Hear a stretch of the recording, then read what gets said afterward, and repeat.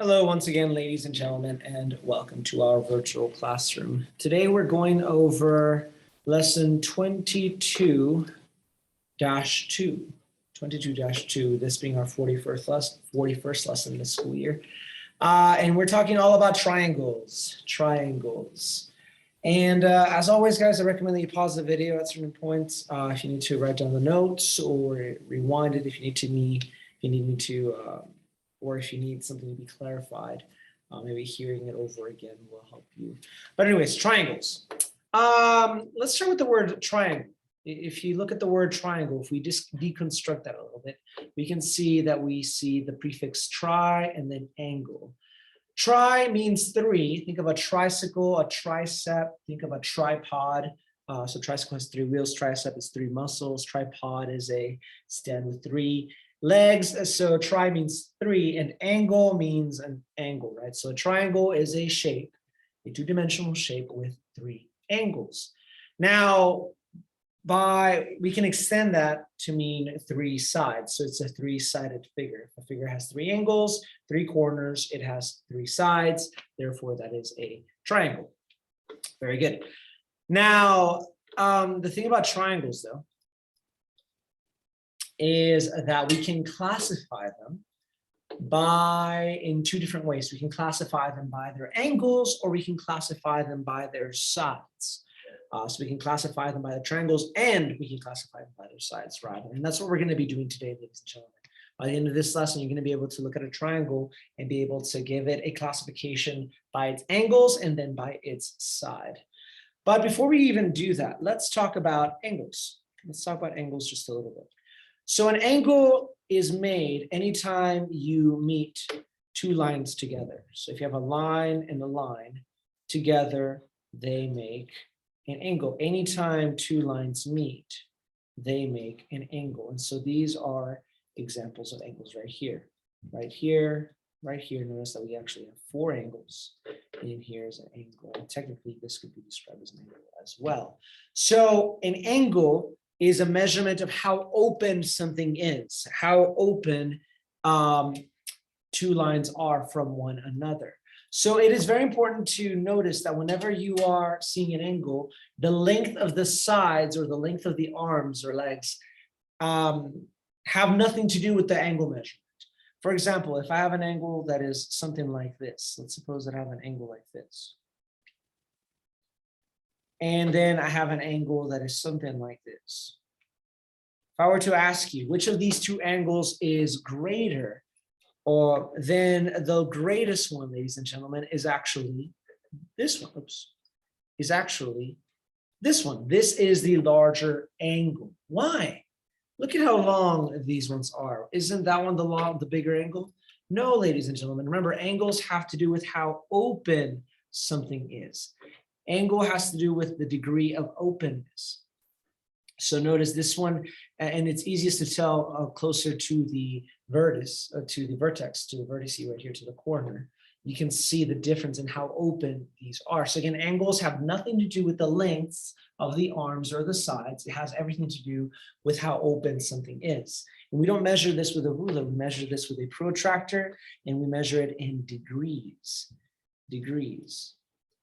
And so you'll often see this symbol, like if we have something like 90 degrees, you'll see this symbol down here.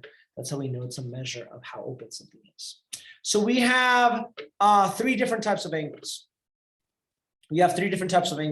Which mirrors what we see here in our notes. And those are the angles that we're going to use to classify our triangles. So beginning with an acute angle.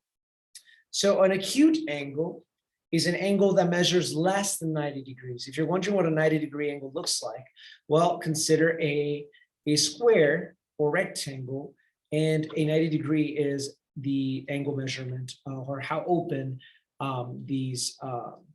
each of the corners is. Those are each 90 degrees. And so those are 90 degrees, then an acute angle will be an angle that is less than 90 degrees, an angle that is less than 90. So it's going to be not as open as that. So perhaps something like this. This would be an acute angle. It could also be something like this.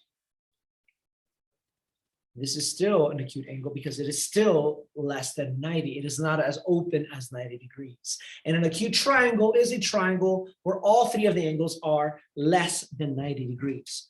All three of the angles are less than 90 degrees. And so if we go to OneNote, you can actually see some very good examples of that. Right here, above number 3, above number 2, actually. Notice that all of these are acute triangles. They look very different from one another, and yet all three of these are acute triangles. Each of the angles on each of these triangles are less than 90 degrees.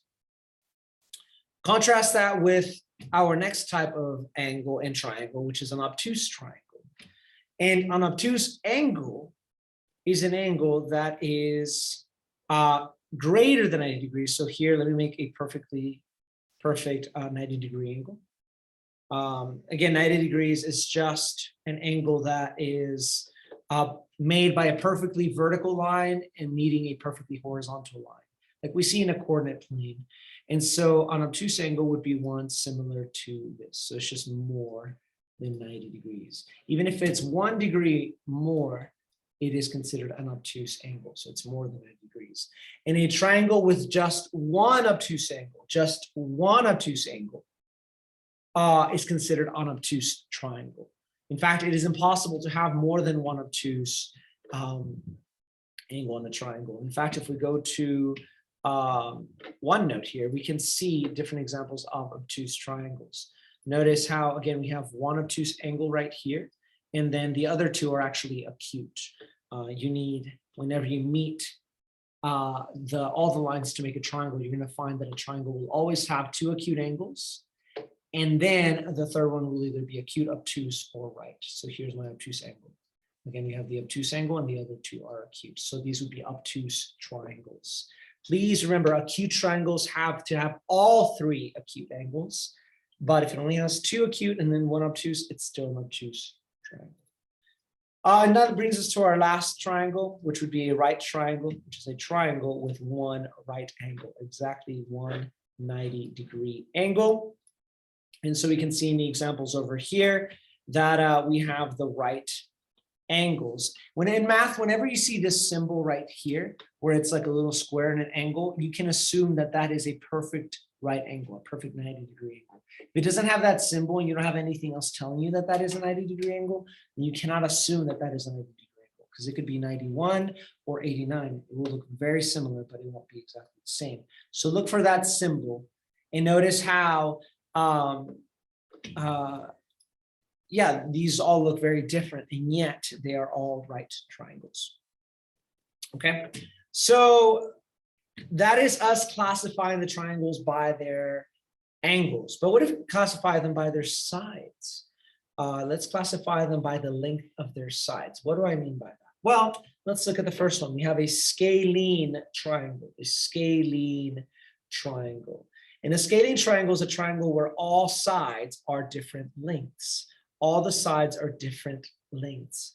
Scalene sounds like something leaning, at least to me. And if something is leaning, if you have a triangle, you put it down and you notice that like the top, the little corner is not right in the middle. It's kind of leaning one way or another.